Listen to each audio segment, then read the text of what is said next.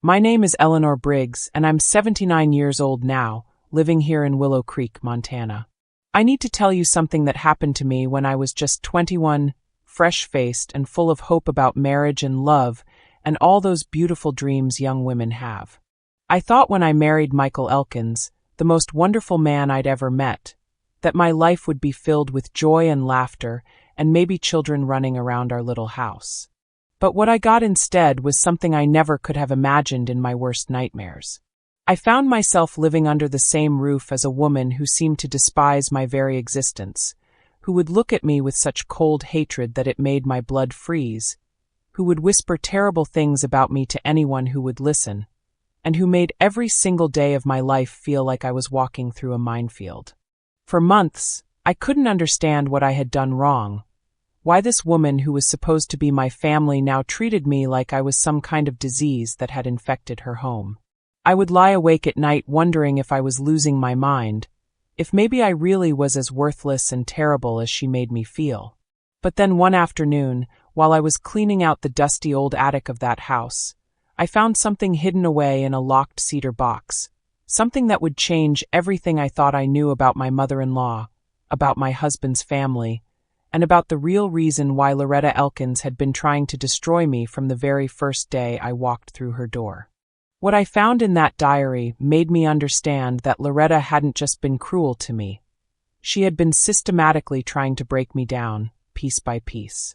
She would wait until Michael left for work at the lumber mill. Then she'd start in on me about how I folded the laundry wrong, how I was wasting food, how I was too stupid to be a proper wife. She'd tell the neighbors that I was lazy and disrespectful. When I'd cook dinner, she'd take one bite and spit it out, saying it was inedible, even though Michael would eat it just fine. But the worst part was when I started getting sick after meals, stomach cramps, dizziness, nausea, and I began to notice these tiny white specks in my food that shouldn't have been there.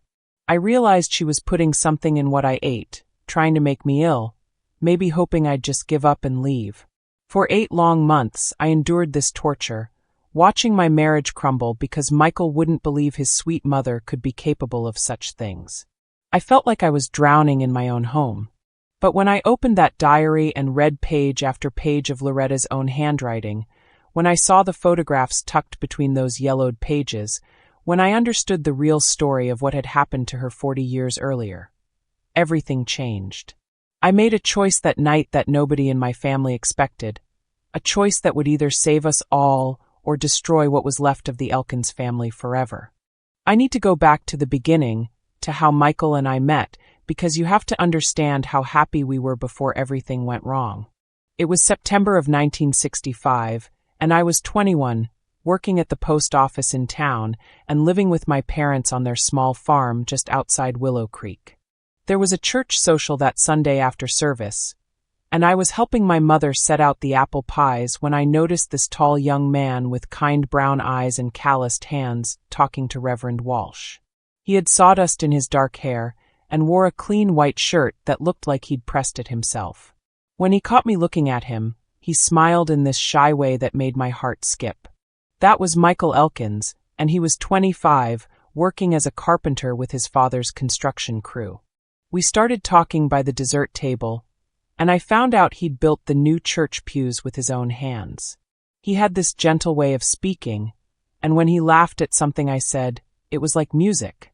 We began courting that very week. Michael would drive over to my parents' place in his old pickup truck after work, still smelling like pine wood and honest labor. We'd sit on the front porch swing my father had made, talking about everything. His dreams of maybe starting his own carpentry business someday, my hopes of having children, simple things that mattered to us both. He'd bring me wildflowers he picked on his way over, nothing fancy, just whatever was blooming along the roadside. We'd walk through town on Saturday evenings, and he'd hold my hand like I was something precious. By Christmas, we were talking about marriage. Michael asked my father for my hand on New Year's Eve, and we set the date for August. Those months planning our wedding were the happiest of my life. But my best friend Carolyn Monroe kept worrying about one thing.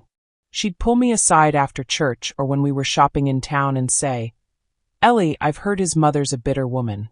The older ladies talk about her." They say she hasn't been right since her husband died 5 years ago. Be careful. But I was so in love, so excited about becoming Mrs. Michael Elkins, that I just brushed off Carolyn's concerns. I figured every mother-in-law takes some getting used to, and besides, how bad could she really be? We had a beautiful wedding on August 15th, 1966. The whole town came, and I felt like the luckiest woman alive dancing with Michael in the church hall while his cousin Jimmy played the fiddle. But our honeymoon was just one night at the Little Inn over in Millstone County because we couldn't afford more, and the next morning we drove back to Willow Creek, so I could move into the Elkins family house where Michael had been living since his father passed. The house sat on Pine Street, a 2-story white clapboard with a wraparound porch that had seen better days. The paint was peeling, and some of the shutters hung crooked. When Michael carried me over the threshold, I was trying to be cheerful, but the inside felt cold even though it was still summer. The rooms were dark because Loretta kept most of the curtains drawn, and everything smelled like old furniture and lavender soap. The floorboards creaked with every step, and there wasn't much talking, just the sound of the grandfather clock in the hallway ticking away the minutes. That's when I met my mother-in-law for the second time. I'd only seen Loretta briefly at the wedding, where she'd worn black and sat in the front pew with her lips pressed tight together. Now she stood in the kitchen doorway, 61 years old, with steel-gray hair pulled back so severely it stretched the skin around her eyes. She was a small woman, but she seemed to fill up the whole room with her presence. Her dress was buttoned all the way to her chin, and she held her hands clasped in front of her like she was bracing for bad news. "So you're here," she said, looking me up and down like she was inspecting damaged goods. "I suppose you'll be wanting to change everything around." Michael squeezed my hand and said, "Mama, this is Ellie. She's family now." But Loretta just turned and walked back into the kitchen without another word. I heard pots clattering around in there, louder than they needed to be. That first week, I tried everything I could think of to please her. I offered to help with the cooking, but she told me I didn't know how to season anything properly. I washed the dishes, but she rewashed them all, saying I'd left spots. When I hung the laundry on the line, she took it all down and hung it again because I'd done it wrong. Every morning she'd find something to criticize. The way I made the bed, how I swept the floors, even how I walked down the stairs. "Must you stomp around like a horse?" she'd ask when I came down for breakfast. The house felt like it was holding its breath all the time. Loretta would move through the rooms silently, but somehow I always knew where she was, like she was watching me even when I couldn't see her. Michael would leave for work at 6 in the morning, and I'd be alone with her until he came home at supper time, and those 10 hours felt longer than whole weeks used to feel. By September, things had gotten much worse. Loretta stopped using my name altogether. When she talked about me to the neighbors or to Michael, she'd call me the outsider, or that girl. I'd be standing right there in the room, and she'd say to Michael, "The outsider left water spots on the good glasses again," like I was invisible. When her sister Ruth came to visit, Loretta would whisper loud enough for me to hear, "I don't know what he was thinking, bringing an outsider into this house." My cooking became a daily battleground. I'd learned to cook from my mother, who everyone said made the best pot roast in the county, but according to Loretta, everything I made was tasteless slop or a waste of good ingredients. She'd take one bite of whatever I'd spent hours preparing, make a disgusted face, and push her plate away. Then she'd get up and make herself a sandwich, muttering about how some people didn't know the first thing about feeding a working man. But what hurt the most was watching Michael start to believe her. At first, he'd try to keep the peace, eating my food and telling me quietly that it was fine. But after weeks of Loretta's constant complaints, he began to waver. "Maybe you could ask Mama for some pointers," he'd suggest. "She's been cooking for a long time." When I'd try to tell him how his mother treated me when he wasn't there, he'd get this tired look and say, "Ellie, she's just set in her ways. Can't you try a little harder to get along?" Loretta also started accusing me of being lazy. She'd tell Michael I spent my days sitting around reading magazines while she did all the housework, which wasn't true at all. I cleaned that house from top to bottom every day, but she'd always find something I'd missed or something I'd done wrong. "Look at this dust on the windowsill," she'd tell Michael when he came home. Some people think marriage means they don't have to work anymore. By October, I was getting sick almost every evening after dinner. It would start about an hour after we'd finished eating. Stomach cramps that doubled me over, dizziness that made the room spin, and nausea so bad I'd have to run to the bathroom. Michael thought I might be pregnant, but the doctor said I wasn't. Loretta would just shake her head and say, "Weak constitution. Some women just can't handle married life." The night I figured out what was really happening, I'd made beef stew using my grandmother's recipe. Loretta had taken her usual single bite and declared it inedible, but Michael had eaten a full bowl and asked for seconds. I'd only eaten about half of mine when I started feeling queasy, so I'd pushed the bowl aside. Later, when I was cleaning up the kitchen, I looked down at what was left in my bowl and saw something that made my blood freeze. There were tiny white fragments mixed in with the beef and vegetables, little pieces that definitely hadn't been there when I'd served it. I fished one out with my spoon and examined it under the kitchen light. It was part of a crushed pill. That's when I understood. Loretta had been putting something in my food, waiting until I served myself, and then adding whatever medication she was slipping into my portions. The woman was actually trying to poison me, trying to make me so sick that I'd either leave Michael or end up in the hospital. Standing there in that quiet kitchen with the evidence in my hand, I finally knew the truth. Loretta Elkins didn't just dislike me. She wanted me gone, and she was willing to do whatever it took to make that happen. After I found that crushed pill, everything got worse. Much worse. Loretta seemed to sense that I was catching on to her games, so she changed tactics. Instead of trying to poison me, she decided to cut me off from everyone and everything that had ever mattered to me. First, she told Michael that I was spending too much time visiting my mother. "A married woman's place is with her husband's family," she'd say. "All this running back to Mama every few days, it's not proper." My mother lived just 20 minutes away in Millstone County, and I'd been visiting her twice a week since the wedding. It was the only time I felt like myself anymore. But Loretta convinced Michael that these visits were keeping me from settling into married life. So Michael asked me to limit my visits to once a month. When I protested, he said, "Mama's right, Ellie. You need to focus on building our life here." Then Loretta started working on the extended family. She'd invite Michael's Aunt Ruth over for coffee when I was at the post office picking up mail, and she'd fill Ruth's ears with stories about how disrespectful and ungrateful I was. She told Ruth that I'd called her cooking old-fashioned, and that I'd refused to learn family recipes. None of it was true, but Ruth started giving me cold looks at church. She told her daughter Sarah, who was around my age, that I was putting on airs and thought I was too good for the Elkins family.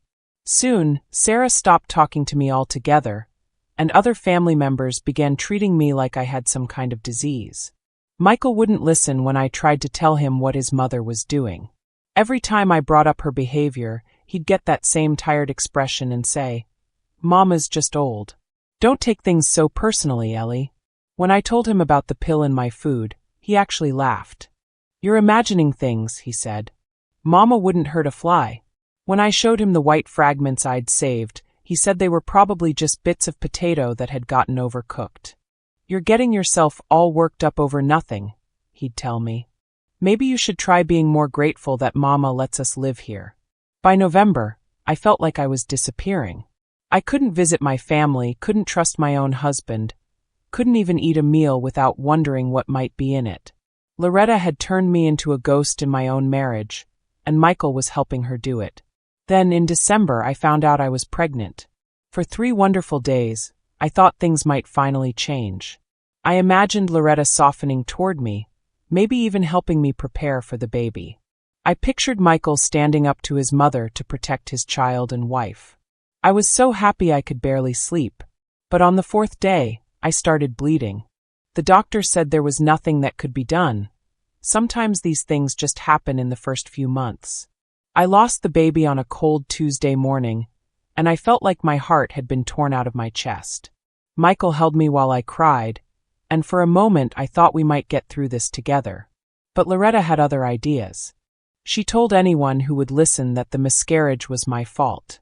Some women just aren't built for motherhood, she'd say. Their bodies reject babies because they know they're not fit to be mothers. She told Aunt Ruth that I'd been careless and didn't take proper care of myself.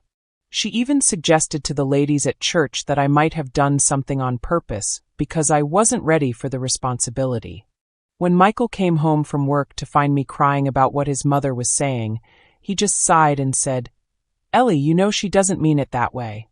She's just trying to make sense of what happened. We all are." But I knew exactly what Loretta meant. She was telling everyone that I was unfit to be a wife and mother, that losing the baby proved I didn't belong in her family. And my own husband was too blind to see it, or maybe he just didn't want to see it. Either way, I was completely alone in that house with a woman who wanted to destroy me, and no one was coming to help. By January of 1967, I was spending most of my days trying to stay out of Loretta's way. The house felt smaller every week, like the walls were closing in on me. Michael would leave for work, and I'd find little tasks to keep busy, mending clothes, organizing closets, anything to avoid sitting in the living room where Loretta would glare at me over her knitting. One cold Thursday morning, Loretta announced she was going to visit her sister in town and would be gone all afternoon. "Don't touch anything while I'm out," she warned me, like I was a child who might break her precious belongings. The minute her car pulled out of the driveway, I felt like I could breathe again. I decided to clean the attic, something I'd been wanting to do for months, but never had the chance. It was dusty and cramped up there, filled with old furniture and boxes that looked like they hadn't been touched in years. There were Michael's childhood things, his father's old work clothes, and stacks of newspapers from the 1940s. As I was moving some boxes around to sweep, I found a cedar chest tucked away in the far corner behind an old dresser. The chest was beautiful, made of red cedar with brass corners that had turned green with age. But when I tried to open it, I discovered it was locked. There was a small brass lock holding the lid shut, and no key anywhere in sight. I probably should have left it alone, but something about that locked chest made me curious. Why would someone lock away a box in their own attic? What could be so important or so secret that it needed to be hidden away like that? I went downstairs and found a hairpin in my dresser drawer. I'd learned to pick simple locks when I was a girl. My brother had taught me when we got locked out of our shed one summer. It took me about 10 minutes of fiddling, but finally I heard the little click and the lock opened. Inside the chest was a treasure trove of old things. There were photographs, letters tied with ribbons, a pressed flower in a frame, and jewelry that looked expensive. But right on top, wrapped carefully in cream-colored lace, was a small leather book. When I unwrapped it, I saw it was a diary with Loretta May written on the cover in faded gold letters. My hands were shaking as I held it. I knew I shouldn't be looking through Loretta's private things, but after months of her cruelty, I felt like I deserved some answers. I heard her car door slam outside. She was back earlier than expected. I quickly rewrapped the diary in the lace, closed the chest, and locked it again. Then I slipped the diary under my sweater and hurried downstairs.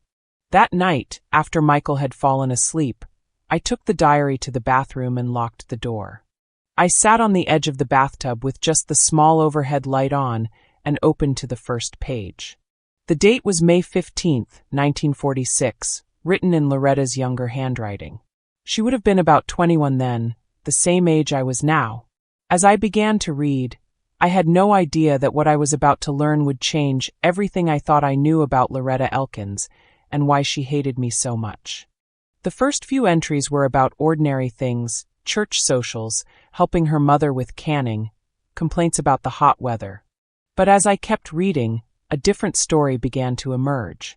Loretta wrote about meeting someone, a young man who made her laugh, someone she called my darling T in the early pages. By June of 1946, the entries had changed completely. T came by the house today when Papa was in town, she wrote. We walked down to Miller's Creek, and he picked me wildflowers. He says he's going to marry me someday, and I believe him. I've never felt this way about anyone. Page after page, she wrote about this man she was clearly head over heels in love with. They would meet secretly at the old barn on the edge of town. He would bring her books of poetry. She wrote about how he made her feel beautiful and clever and alive. Then, in July, I found the entry that made my blood run cold. Thomas Monroe asked Papa for my hand today, she had written. Papa laughed in his face and told him to get off our property. He said no daughter of his would marry into that worthless Monroe family. He called Thomas a lazy dreamer and said I could do much better. Thomas Monroe. My Uncle Thomas, my father's younger brother. The man I'd known my whole life as a gentle, quiet bachelor who lived alone and never seemed to have much luck with women. This was the T that young Loretta had been so desperately in love with. I kept reading, my heart pounding. The next entries were full of heartbreak and fury. Loretta's father had forbidden her to see Thomas again. He'd threatened to disown her if she didn't stop this foolishness. But Loretta and Thomas kept meeting in secret anyway. The diary entries became more passionate, more desperate. We can't wait for Papa to change his mind, she wrote. Thomas says we should run away together, go west where no one knows us. I told him yes. I'll go anywhere with him. Then I found the entry dated September 10th, 1946, and everything became clear. I'm with child, she had written. I told Thomas today, and he was so happy he picked me up and spun me around right there by the creek. He says we'll leave next week before anyone finds out. We'll get married in California and start fresh. I've never been so scared and so excited at the same time. But they never made it to California. The next entry was dated 3 weeks later, and Loretta's handwriting was shaky, like she'd been crying while she wrote. Papa found out about the baby. I don't know how, but he knew. He came to the barn where Thomas and I were meeting and brought his shotgun. He told Thomas to get out of town and never come back, or he'd kill him. He meant it. I could see it in his eyes. Thomas begged him to let us marry, but Papa just laughed. He said he'd already arranged for me to marry Harold Elkins next month. You'll take care of this problem properly, he told me, and no one will ever know the difference. Harold Elkins, Michael's father. Loretta had been forced to marry him to hide the pregnancy. As I kept reading, I learned what happened next. Thomas Monroe left town that very night, just like her father had demanded. Loretta married Harold Elkins in October of 1946. She lost the baby in her 4th month. God's punishment, she called it in the diary. Harold never knew the child wasn't his, and apparently no one else ever found out either. But the worst part was what she wrote about my family. The Monroes destroyed my life, she had written. Thomas was too weak to fight for me, too cowardly to stand up to Papa. His whole family just watched while I was forced to marry a man I didn't love. They let me disappear like I never mattered at all. I found a photograph tucked between the pages dated August 1946. It showed a young Loretta with long, dark hair, laughing as a tall, handsome man kissed her cheek by a creek. On the back, someone had written T&L forever. I recognized the man immediately. It was Uncle Thomas, but 40 years younger, before life had bent his shoulders and put that sad look in his eyes. Sitting there on the bathroom floor at 2 a.m, holding that photograph, I finally understood. Loretta's hatred wasn't really about me at all. I just happened to be a Monroe, the same family name as the man she'd loved and lost. Every time she looked at me, she saw a reminder of the life she'd been cheated out of, the love she'd been forced to give up. Her cruelty toward me was really anger at my Uncle Thomas, at my grandfather who had run Thomas out of town, at a whole family she blamed for destroying her happiness. I realized then that her hatred wasn't about me. It was old pain she never healed from, old wounds that had been festering for 20 years. And I had walked into her house carrying the name of the people she held responsible for ruining her life. I didn't sleep the rest of that night. I just sat there in the bathroom reading page after page of Loretta's heartbreak, learning about a woman I'd never known existed underneath all that bitterness. By dawn, my eyes were burning and my head was pounding, but I couldn't stop. The diary told the whole story of how a young woman full of love and dreams had turned into the cold, angry person who made my life miserable every single day. When Michael left for work that morning, I was sitting at the kitchen table staring at nothing. Loretta came downstairs and gave me one of her usual sharp looks. "You look terrible," she said. "I hope you're not getting sick. I don't have time to take care of an invalid." I wanted to scream at her. I wanted to throw that diary on the table and demand she explain everything. But I just nodded and said I hadn't slept well. She made her disgusted noise and went about making her coffee, complaining about how I'd left water spots on the counter. All morning, I felt like I was going to explode. Every harsh word from Loretta, every criticism, every cold look felt different now that I knew the truth. She wasn't really angry at me. She was angry at my Uncle Thomas for leaving, at her father for forcing her into marriage, at herself for not being brave enough to fight back. But knowing why she acted this way didn't make it hurt any less. If anything, it made it worse because I understood how much pain was behind her cruelty. By afternoon, I couldn't stand being in that house another minute. I told Loretta I was going to tend the vegetable garden out back, and I went outside where at least I could breathe. I started pulling weeds with my bare hands, harder and harder, until my fingers were bleeding and dirt was caked under my nails. And then suddenly I was crying. Not the quiet tears I'd been crying for months, but huge, ugly sobs that came from somewhere deep in my chest. I cried for that young woman in the diary who'd lost everything she cared about. I cried for my Uncle Thomas, who I now realized had probably never gotten over losing Loretta. I cried for myself and the months of torture I'd endured. I cried for my marriage, which felt like it was dying a little more each day. I cried until I was empty, sitting there in the dirt with my hands covered in mud and tears dripping off my chin. That's when I heard the garden gate creak open. It was my friend Carolyn Monroe. Funny that she had the same last name that had caused so much trouble, though she wasn't related to my family at all. She took one look at me and hurried over. "Ellie, what on earth has happened to you?" she said, kneeling down beside me. "You look like you've seen a ghost." I wanted to tell her everything, but where would I even start? How could I explain that I'd discovered my mother-in-law's deepest secret, that I finally understood why she hated me, but that it didn't make living with her any easier? "She's going to break me, Carolyn," I whispered. "I don't know how much more I can take." Carolyn helped me stand up and brushed some of the dirt off my dress. She'd been my closest friend since we were children, and she knew me better than anyone. "Listen to me," she said, taking my shoulders and looking me straight in the eyes. "I've been watching what's happening to you these past months, and I'm scared for you. You're disappearing, Ellie. The woman I grew up with, the strong, happy woman who married Michael, she's fading away." "I don't know what to do," I said. "I feel so lost." "You have to make a choice," Carolyn said firmly. "You can let Loretta's bitterness poison you until you turn into someone just as angry and hurt as she is, or you can decide to be bigger than all this hatred. But if you keep letting her poison you, Ellie, you'll lose yourself too. And then what will be left?" Standing there in that overgrown garden, holding a secret that could change everything, I realized Carolyn was right. I was becoming someone I didn't recognize, suspicious, angry, constantly waiting for the next attack. Loretta's pain was becoming my pain, her bitterness was becoming mine.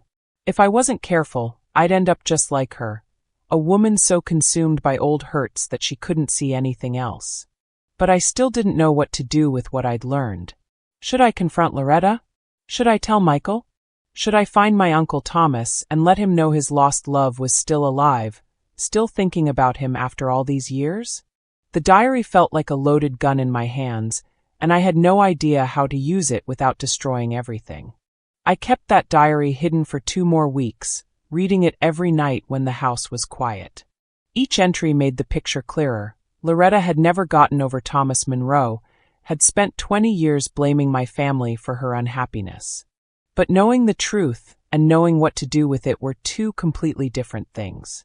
The decision was made for me on a rainy Thursday afternoon in February. I'd been washing dishes at the kitchen sink when I dropped one of Loretta's good plates. It shattered on the floor, pieces scattering everywhere. Before I could even start cleaning it up, Loretta was there, towering over me with fury in her eyes.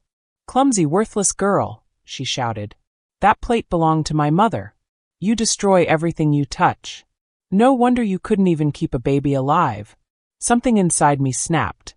Maybe it was hearing her blame me for the miscarriage again, or maybe it was knowing that all her anger really belonged somewhere else. But I stood up, looked her straight in the eye, and said, "I know about Thomas Monroe." The color drained from her face like I'd slapped her. "What did you say?" I went upstairs and got the diary from its hiding place under my mattress. When I came back down, Loretta was still standing in the kitchen surrounded by broken china, but now she looked scared instead of angry. I placed the diary on the kitchen table between us. "I found this in the cedar chest in the attic," I said. "I know about Uncle Thomas. I know what really happened in 1946. Loretta stared at that diary like it was a snake that might bite her. "You had no right," she whispered. "No right to go through my private things. And you had no right to poison me, to turn my husband against me, to make my life miserable because of something that happened before I was even born," I said. My voice was shaking, but I kept going. "All this time, I thought you hated me because of something I'd done wrong. But you hate me because my name is Monroe." "That's not true," she said, but her voice was weak. "Your father ran Thomas out of town. He forced you to marry Michael's father. You lost the baby you wanted so badly. And you've been punishing me for it ever since, haven't you?" Loretta's hands were trembling now. She kept looking at the diary but wouldn't touch it. "You don't understand," she said. "You don't know what it was like." "Then tell me," I said. "Tell me what it was like to lose the only man you ever loved because my family wouldn't let you be together." And that's when she broke. 20 years of buried grief came pouring out of her all at once. She started crying, not the angry tears I'd seen from her before, but deep, wrenching sobs that shook her whole body. "He was taken from me," she screamed, her voice cracking. "Thomas was everything to me, and your family let it happen. Your grandfather threatened to kill him, and Thomas just left. He didn't fight for me, didn't try to come back, just disappeared like I meant nothing to him." She was gasping for air between sobs, her face red and twisted with pain. "I had to marry a man I didn't love, pretend to be grateful for it, smile and act like the perfect wife when all I wanted was to die. And your family just went on with their lives like they hadn't destroyed mine." "Loretta," I started, but she wasn't finished. "Every Sunday I'd see your father at church, your mother with her happy family, and I'd think about how they never paid for what they did to me. Then you walked into my house with that same last name, that same smile, acting like you deserved happiness when my happiness was stolen from me." That's when we heard the front door slam. Michael had come home early from work, probably because of the storm. He walked into the kitchen and stopped dead when he saw his mother crying and the diary on the table between us. "What's going on here?" he asked, looking back and forth between us. I could have explained everything then. I could have told him about the diary, about his mother's secret, about why she'd been so cruel to me. But looking at Loretta, this broken woman who'd been carrying 20 years of pain, I found I couldn't do it. Some secrets are too heavy to carry alone, but they're also too dangerous to share without thinking it through. So I didn't say anything. I just pushed the diary across the table toward Loretta, picked up my coat from the chair, and walked out of the kitchen. As I headed for the front door, I heard Michael asking his mother what was wrong, but I didn't stay to hear her answer. I left that diary on the table where both of them could see it, and I walked out into the rain. I walked through the rain for hours, not caring that my hair was soaked and my dress was clinging to my skin. I ended up at my parents' house, where my mother took one look at me and wrapped me in a quilt without asking any questions. I told her I needed to stay the night, maybe longer, and she just nodded and made me some tea. I didn't go back to the Elkins house for 3 days. My mother kept asking if I wanted to talk about what had happened, but I couldn't find the words. How do you explain that your marriage is built on 20 years of someone else's heartbreak? That your mother-in-law has been punishing you for crimes your family committed before you were born? On Saturday morning, Michael showed up at my parents' door. He looked terrible, unshaven, dark circles under his eyes, his work clothes wrinkled like he'd slept in them. My father let him in and left us alone in the front parlor. Michael sat down across from me, but didn't speak for a long time. He just stared at his hands, turning his wedding ring around and around on his finger. Finally, he looked up at me, and I could see he'd been crying. "I read it," he said quietly. "The whole thing. Every page." I waited for him to say more, but he seemed to be struggling with the words. "I never knew," he continued. "About Thomas Monroe, about what her father did to her, about the baby she lost. She never told me any of it. All these years I thought she was just difficult, set in her ways." "Michael," I started, but he held up his hand. "Let me finish," he said. "I read what she wrote about you, too. The things she planned to do, the medicines she was putting in your food, the lies she told about you to the family. I read it all, Ellie." His voice cracked when he said my name. "I didn't know, Ellie. I should have listened. I should have believed you when you tried to tell me what was happening. Instead, I told you to try harder, to be more understanding. I failed you." The words I'd been waiting months to hear, and now that he was saying them, I felt more tired than vindicated. "Where is she now?" I asked. "She's been in her room since Thursday night. Won't come out, won't eat. She just keeps saying she's sorry over and over." Michael ran his hands through his hair. "I don't know what to do with any of this. How do you forgive someone for something like this? How do you move forward?" "I don't know either," I said honestly. "I keep thinking about that young woman in the diary, the one who was so in love with Uncle Thomas. She was just 21, Michael. The same age I am now. Her whole life got decided for her by men who thought they knew better. That doesn't excuse what she did to you." "No, it doesn't," I agreed. "But it explains it. And maybe that's a start." Michael was quiet for a moment. "Do you think you can come home?" he asked. "I mean, if you want to. I understand if you don't." I looked at this man I'd married, this good man who'd been caught in the middle of something that started long before either of us was born. "What about your mother?" "I told her things have to change," he said. "Completely. If she wants to stay in that house with us, she needs to apologize to you properly and mean it. And if she ever does anything like this again." He didn't finish the sentence, but I could see in his eyes that he meant it. For the first time since our wedding day, Michael was choosing me over his mother. "I want to come home," I said. "But I need some promises from you. Real promises, not just words." "Anything," he said. "You believe me when I tell you something's wrong. You don't dismiss my concerns, or tell me I'm being too sensitive. And if your mother backslides, if she starts up with her old behavior, you deal with it immediately." Michael nodded. "I promise. And Ellie? I'm going to do everything I can to make this right." Looking at him sitting there, humble and sorry and determined, I felt something I hadn't felt in months. Hope. Maybe we could find our way back to each other after all.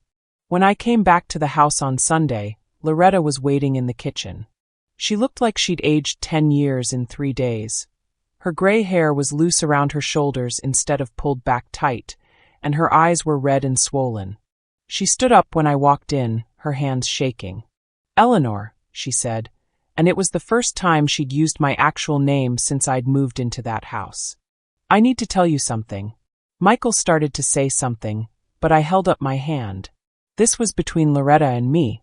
"I'm sorry," she said, her voice barely above a whisper. "I'm sorry for the medicine in your food, for the lies I told, for trying to turn Michael against you. I'm sorry for blaming you for things that happened before you were even born." She paused, wiping her eyes with a handkerchief. "You didn't deserve any of it. You're a good woman, and I nearly destroyed your marriage because I couldn't let go of old pain. It wasn't a perfect apology, and it didn't erase the months of misery she'd put me through. But it was honest, and I could see it was costing her everything to say it. I accept your apology," I told her. "But things have to be different now." "I know," she said.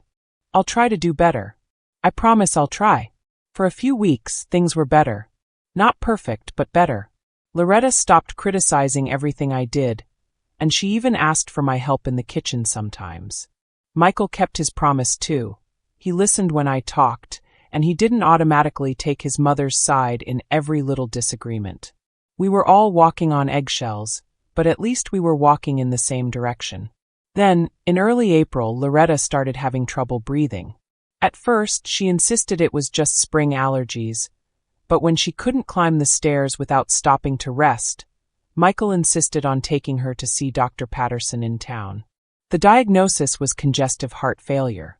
Dr. Patterson explained that Loretta's heart wasn't pumping efficiently anymore, that fluid was building up in her lungs and legs.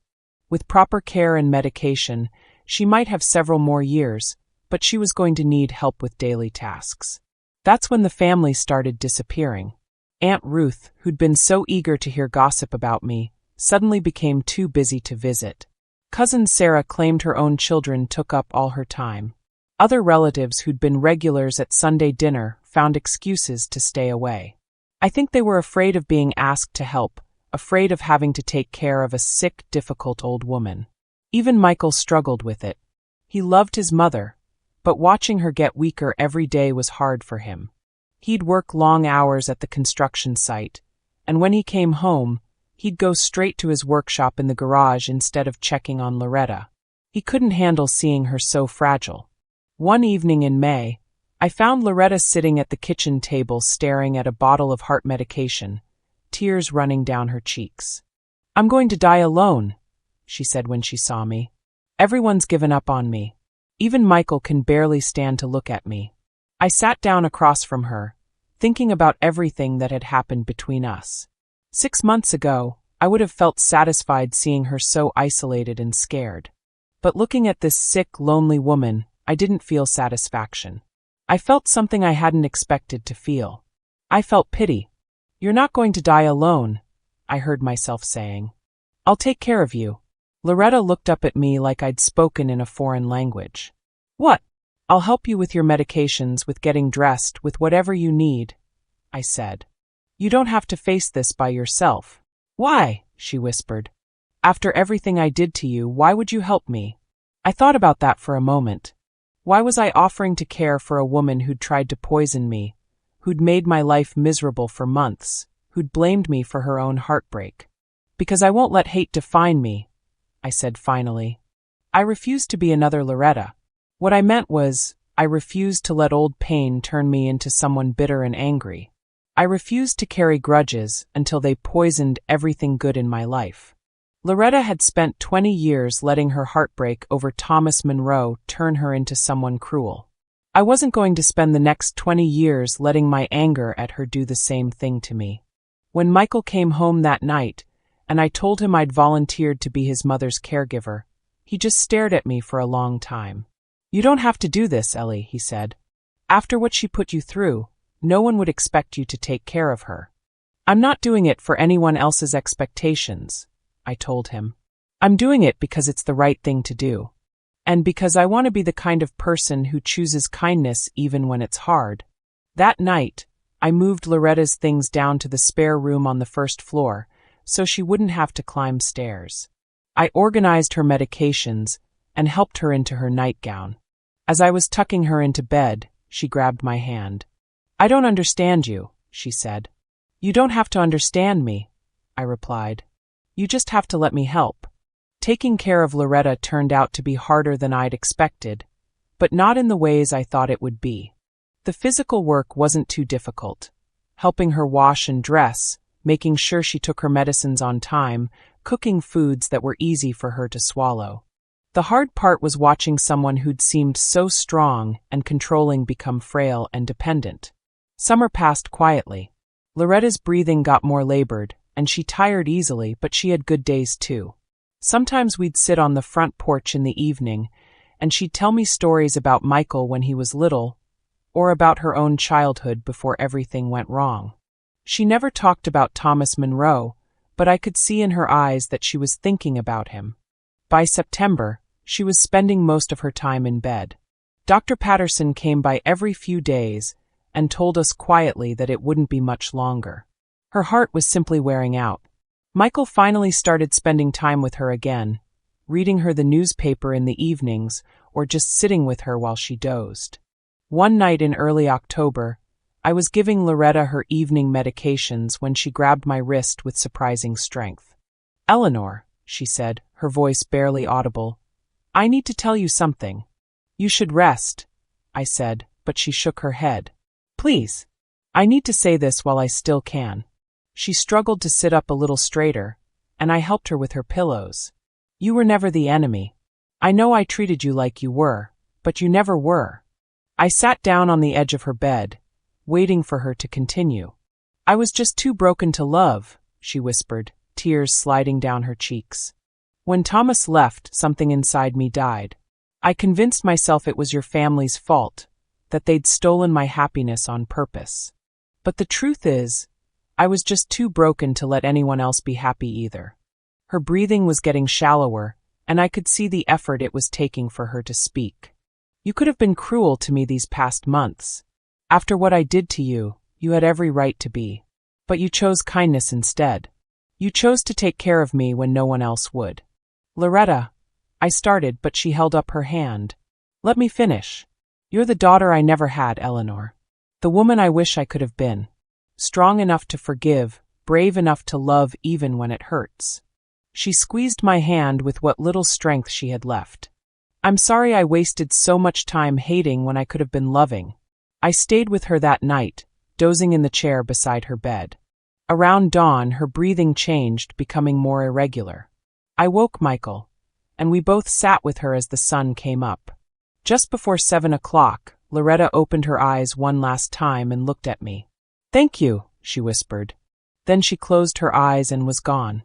I held her hand as she passed, this woman who'd caused me so much pain, but who'd also taught me something important about the power of forgiveness. Her face looked peaceful for the first time since I'd known her, like she'd finally let go of whatever had been weighing on her heart for all those years. Michael cried, and I cried with him. But my tears weren't just for Loretta. They were for that young woman in the diary who'd lost her first love, for the years of bitterness she'd carried, for the chances at happiness she'd missed because she couldn't move past her pain. As I sat there holding her hand, I felt something I hadn't expected. Not relief, not satisfaction that my tormentor was finally gone, but a deep sense of peace. I'd chosen love over hate, compassion over revenge. I'd broken the cycle of bitterness that could have consumed me just like it had consumed her. Loretta Elkins died on October 12, 1967, but she left me with a gift she probably never intended to give. She showed me the person I never wanted to become, and in doing so, she helped me become the person I wanted to be.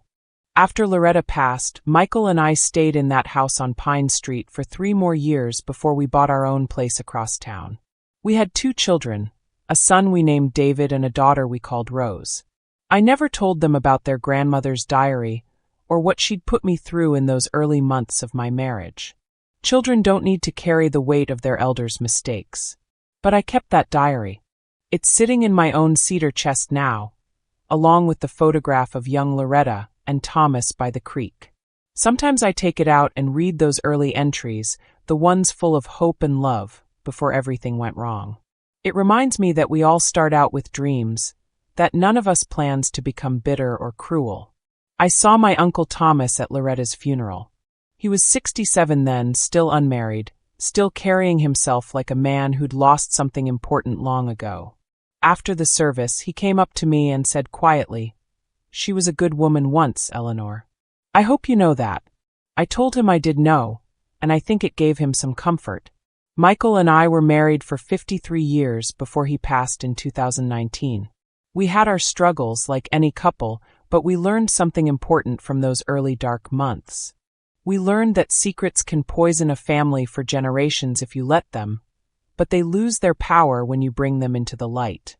People sometimes ask me how I found the strength to forgive Loretta, how I managed to care for someone who'd been so cruel to me. The truth is, it wasn't really about strength at all. It was about choice. Every morning, I had to choose whether I was going to let her pain become my pain, her bitterness become my bitterness. I chose differently. I survived the fire without becoming ash. And sometimes, loving someone who hurt you is the final act of strength. If this story moved your heart like it did mine, please subscribe to the Grandparents Archives channel. We share true stories that echo across generations. Stories about love and loss, about forgiveness and family secrets, about the complicated ways we hurt each other and heal each other. And tell me in the comments, have you ever uncovered a family secret that changed everything? Have you ever had to choose between carrying someone else's anger or letting it go? I'd love to hear your stories, because I've learned over these 79 years that we're all more alike than we are different. We're all carrying something, we're all trying to love the best way we know how, and we're all just doing our best to make sense of this complicated business of being human. Thank you for listening to my story.